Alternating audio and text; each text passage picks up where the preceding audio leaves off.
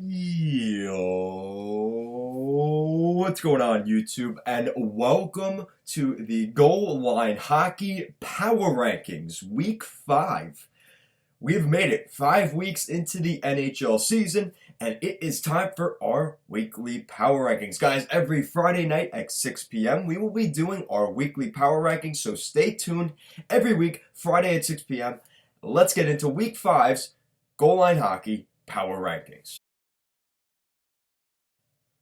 Wow. So we had a bit of a shakeup in Week 5 of the NHL season. The Philadelphia Flyers will be coming back, which is good news. The Minnesota Wild as well as we saw, unfortunately, the Buffalo Sabres return. And for the New Jersey Devils, they returned. Had a little bit better fortunes than Buffalo. Let's just say that. So let's start off at number 31, as we have a team that has gone down, and that is at number 31, the Ottawa Senators. The Ottawa Senators are number 31. Yes, I know they had that comeback game against the Toronto Maple Leafs, but for the most part, during that game, they were getting killed. And since then, they've lost both games to the Maple Leafs since that game, and they just have not looked that great. This is a team that's going to continue to rebuild. You're going to see the struggles here and there for the Ottawa Senators. We're seeing that on full display right now. Obviously, things will get better as time goes along, but it's been a rough patch for the Ottawa Senators for sure right now. At number 30 is the Vancouver Canucks, sliding down one spot. The Vancouver Canucks have not been great either. Again, they have not taken care of business. They've lost to the teams ahead of them in the standings, which is everybody but Ottawa in that North Division. And this just shows the gap between these two teams in the North Division and pretty much everybody else in that North Division. So what was supposed to be a strong division this year, we're definitely starting to see that gap widen and widen even more every week. And at this point, it's as bad as it gets for Ottawa and Vancouver. But Pettersson's still getting things done at least. That's the good news. That's about it. And Quinn Hughes and Brock Besser. So there you go. You have some positives at the very least. Canucks fans. At number 29, moving down a lot in this week's power rankings. Guys, based off of the games I saw them play against the New York Islanders earlier this week and the little hockey I saw them play against Washington last night, guys, at number 29 is the Buffalo Sabres. Since coming back from the break over almost 2 weeks, they have looked like shit in all 3 of their games, scoring, I believe, 2 goals in 3 games, getting shut out by the Islanders in the second game. Ilya Sorokin, we'll be talking about that later. He gets his first NHL win in his first NHL shutout at the same time.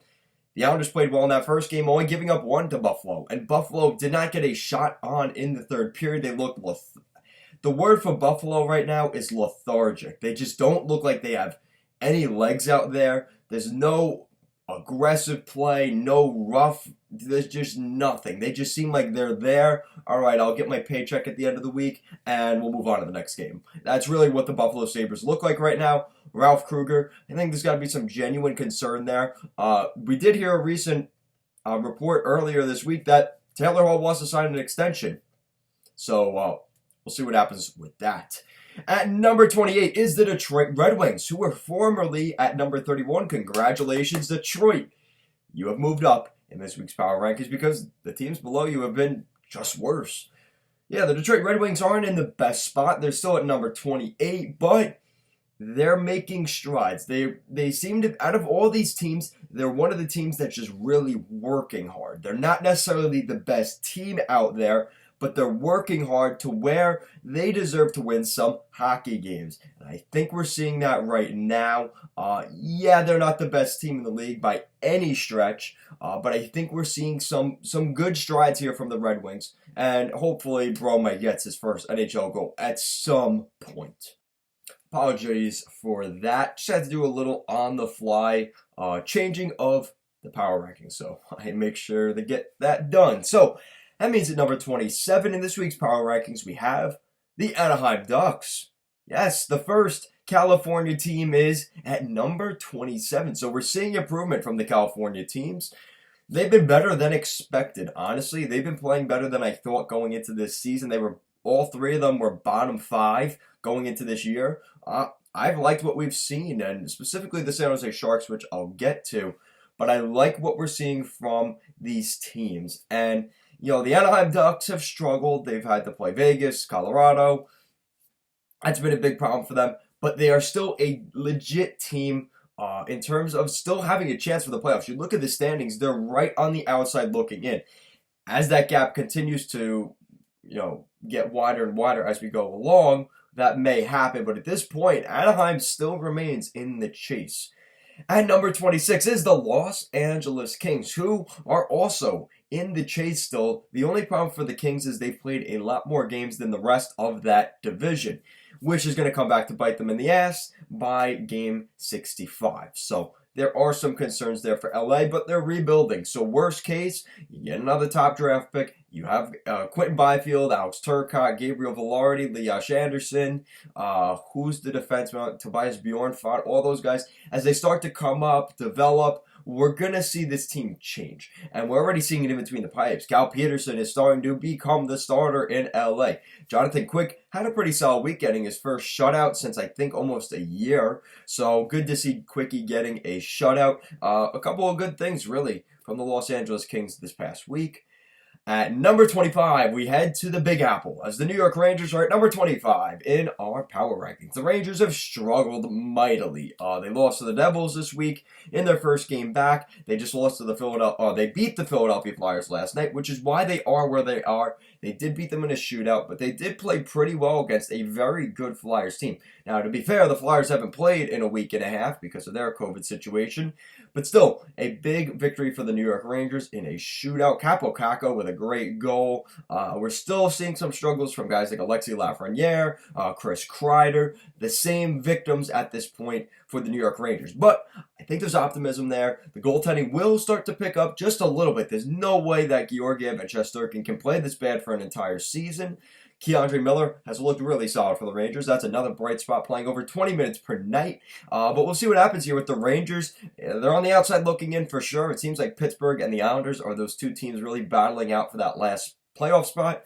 But the Rangers, the Devils, and even the Sabres to an extent are still in that chase. At number 24 in this week's Power Rankings, we have the Nashville Predators heading out to Tennessee for number 24. The Nashville Predators have really struggled this year. I expected to see a decline. A lot of people had them making the postseason this year, and I wasn't sold on the Nashville Predators. I don't think they changed a lot from last year's team. And to be quite honest, last year's team wasn't all that great either. So I think we're seeing the same issues. There's been rumors out there now that everybody is on the table except Roman Josi and Pekka Rinne, mostly because they have no movement clauses. So there could be a lot of change in Nashville by the end of this year, even going into the offseason. I think we're going to see David Poile turn the direction here. The Nashville Predators had their window to win a championship, could not get it done. Don't be surprised if we see the retool happen in Nashville over the next couple of years. All right, so moving on to number 23 is the New Jersey Devils. The Devils have been on hiatus, and they have done and fared much better than Buffalo since they have come back. They have won both their games. They've beaten the New Jersey they beat the New York Rangers, and they also went up to Boston and beat the Boston Bruins in a hard-fought 3-2 victory.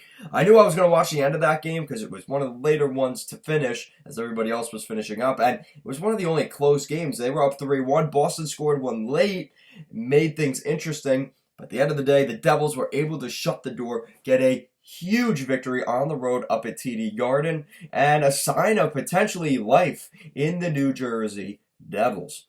At number 22 is the Minnesota Wild. The Minnesota Wild are in a weird spot. They could very easily go down pretty hard in next week's rankings. They lost the Los Angeles Kings. They had some issues against LA.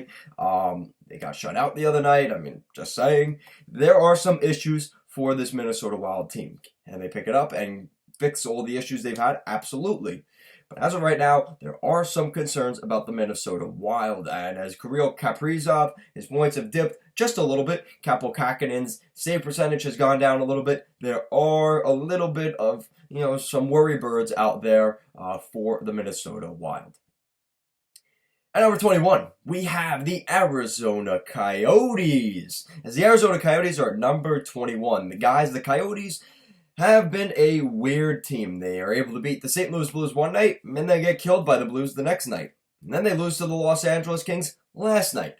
There are some issues. They played really horrible in that first period last night. They played a little better in the second. The third period, they were able to get to overtime. But at the end of the day, the Kings were the better team. We're talking about the Kings being the better team. They're 26th in the power rankings, well below the Arizona Coyotes at 20. So there are some issues here for the Coyotes. I don't know what to say. They have to play their system, and they were a little bit weak on the puck. Bad in front of the net, just mistakes with guys open in front. Rebound control, a real issue. So, guys, I got to admit, the Arizona Coyotes, they're in the playoffs at this moment. But if San Jose continues the way they are, and Anaheim continues to play well, there could be some issues here for the Arizona Coyotes.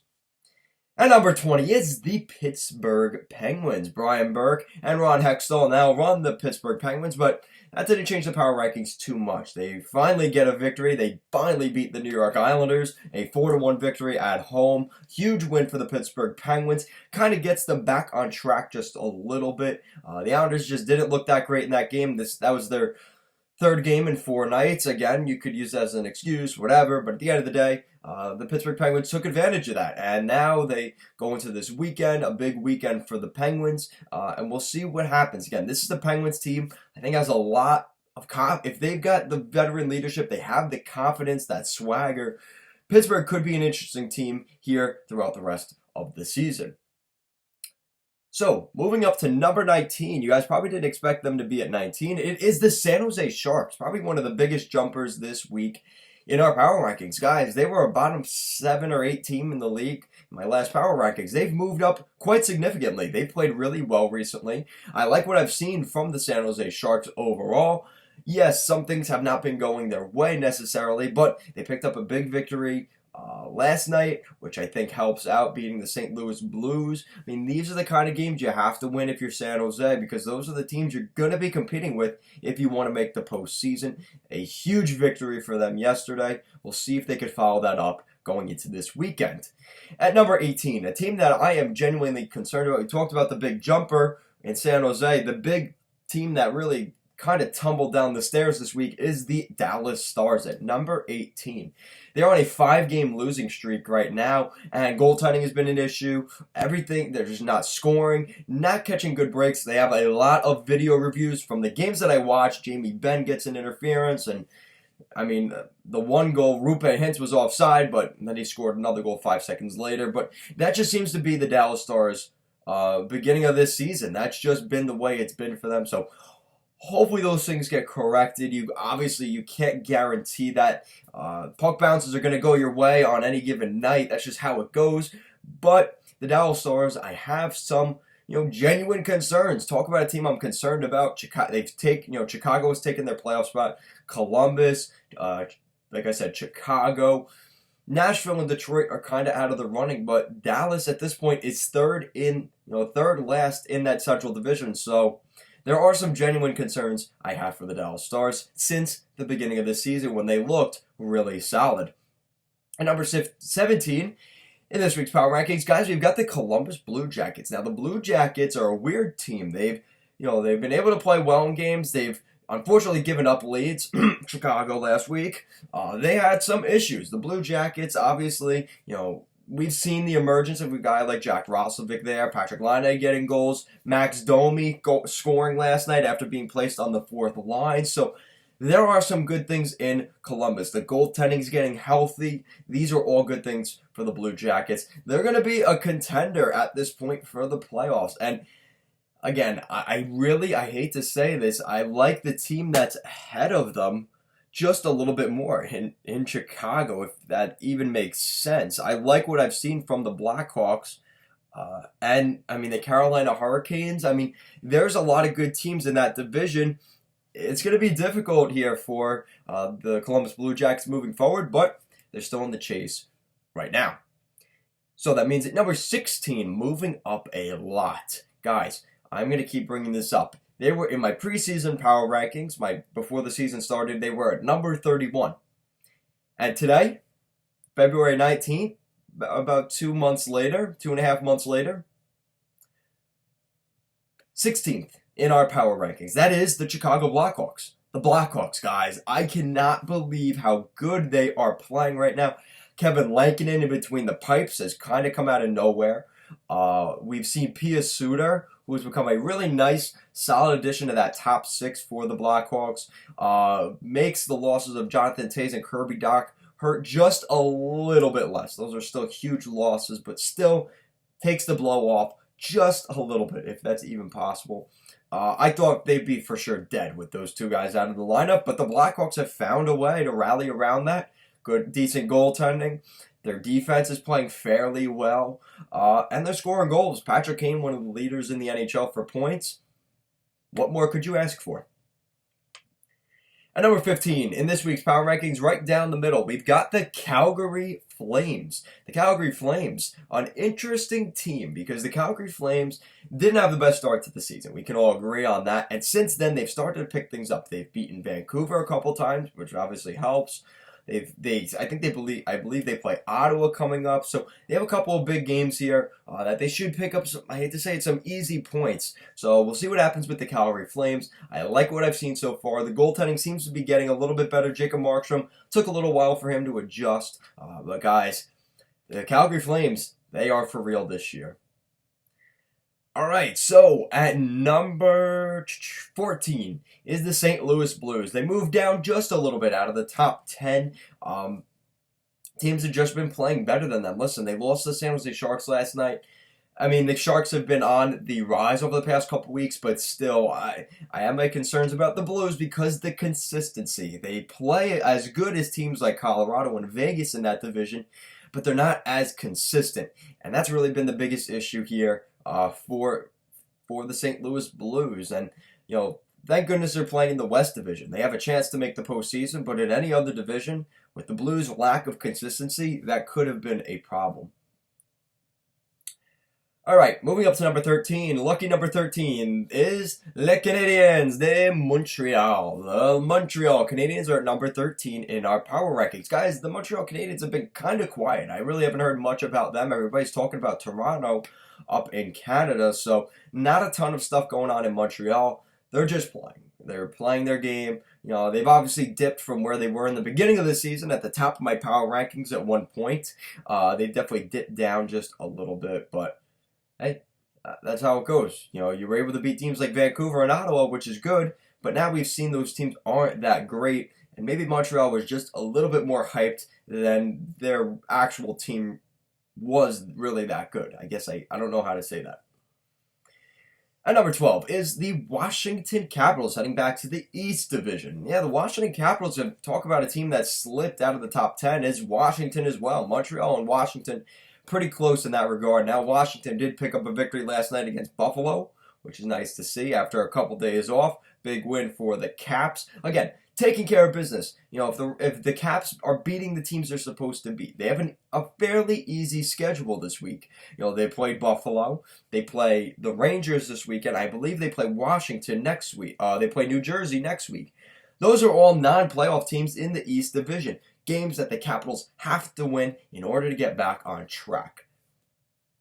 All right, moving up to number 11 is the Philadelphia Flyers. Now, the Flyers kind of dropped because they haven't played. And now they've lost to the New York Rangers, which doesn't help their stats too much.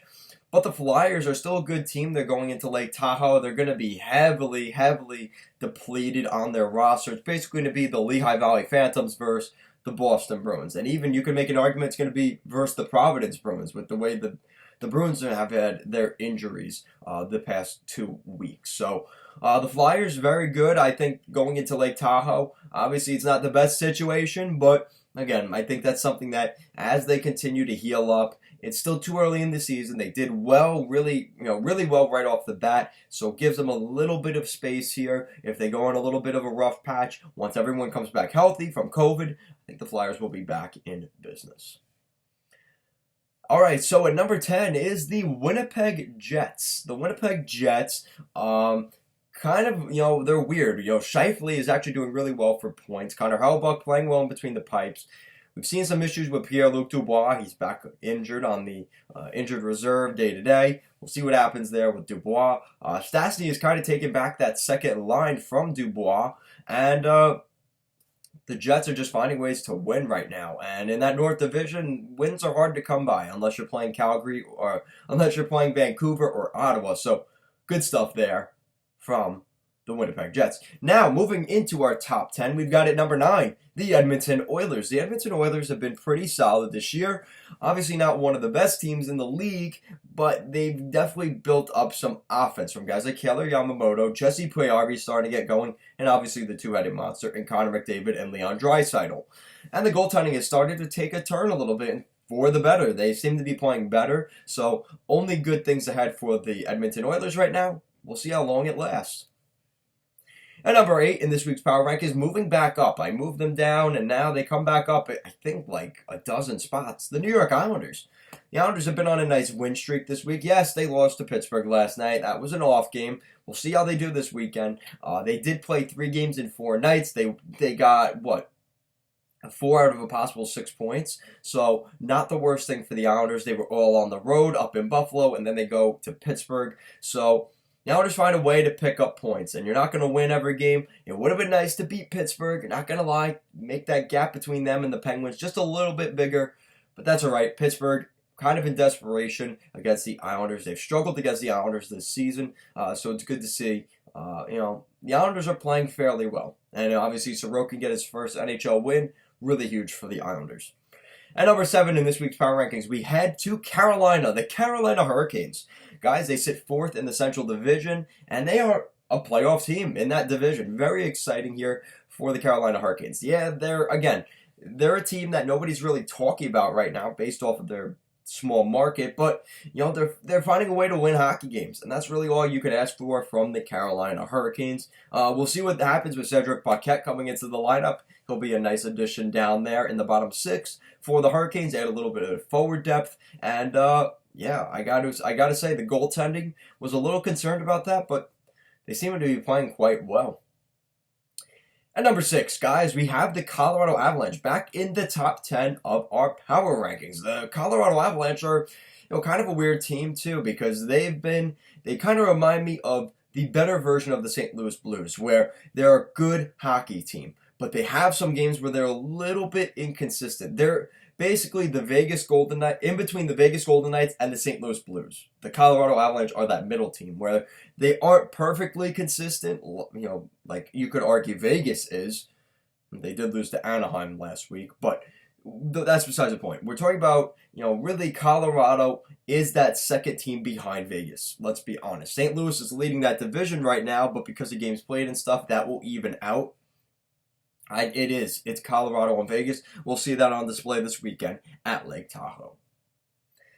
All right, so moving on up to number 5 is the Tampa Bay Lightning. They had a fairly rough week considering. They played well, but, they lose to, they beat the Florida Panthers, then they lose to the Florida Panthers.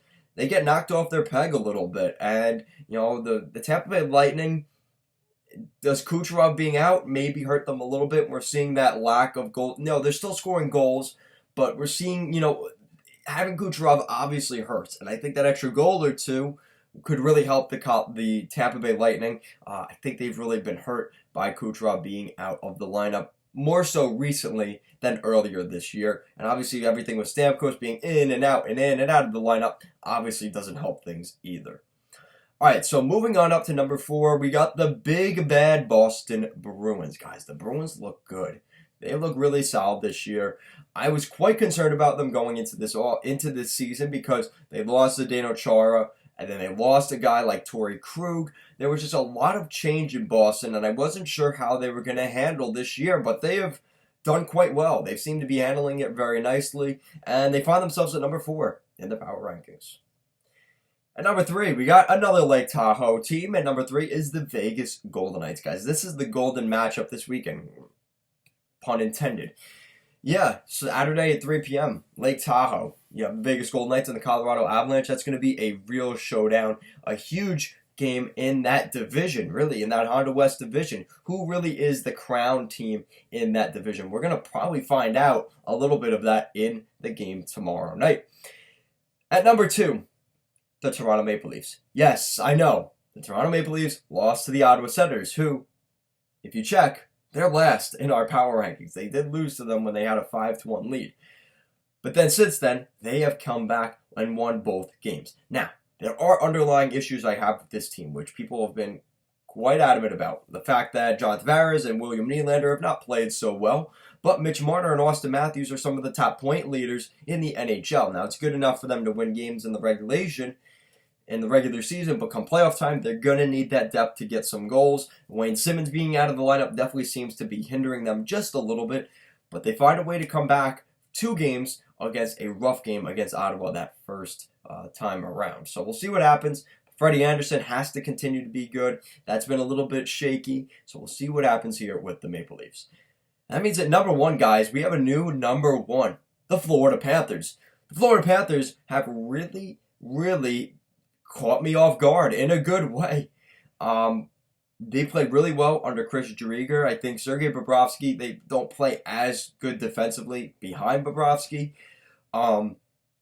But overall, I think the Florida Panthers, the real question for this team is what they're doing right now, is it sustainable for an entire season? And I think people have been raising that question.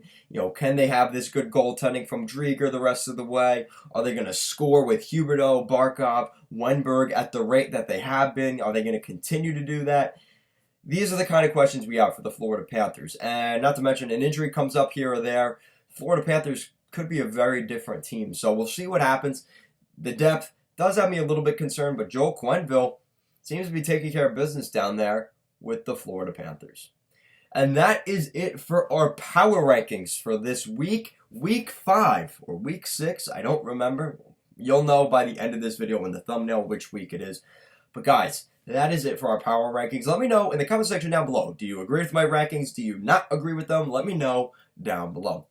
And if you guys like what we're doing here at Goal Line Hockey, want to see the latest news around the NHL, make sure to give this video a big thumbs up and even bigger subscribe down below. Guys, make sure to check out our weekly power rankings every Friday night at 6 p.m. Eastern. Guys, thank you so much for watching, and I'll see you again next week.